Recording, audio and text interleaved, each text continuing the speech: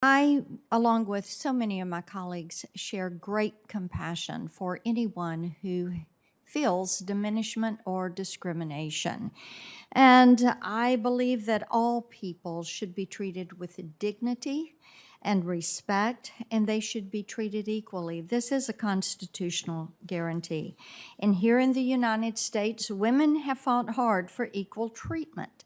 The Equality Act, as drafted, undermines the fight by putting women in danger and taking away the right of women to feel safe in women-only spaces like domestic violence shelters and prisons. It should be obvious why we don't want men to have open access to women-only shelters, but let's get a few examples on the record. In Alaska, the city of Anchorage passed their own version of the Equality Act, and a women's shelter was investigated by the State Equal Rights Commission after the shelter turned away a transgender woman.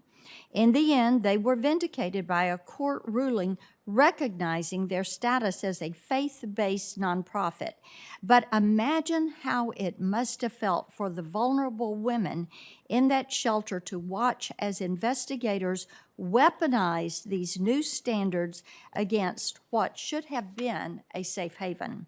A shelter in California went in the opposite direction and chose to ignore abuse by a transgender man against a group of women rather than risk a complaint.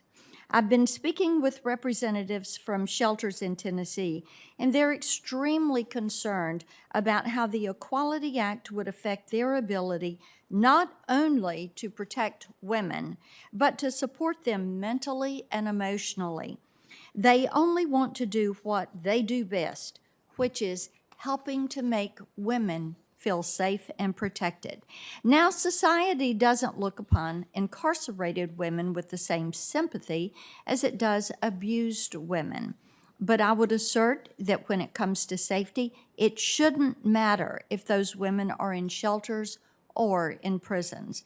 Women serving sentences for crimes they committed should not be put into situations where they cannot escape and made victims to other crimes.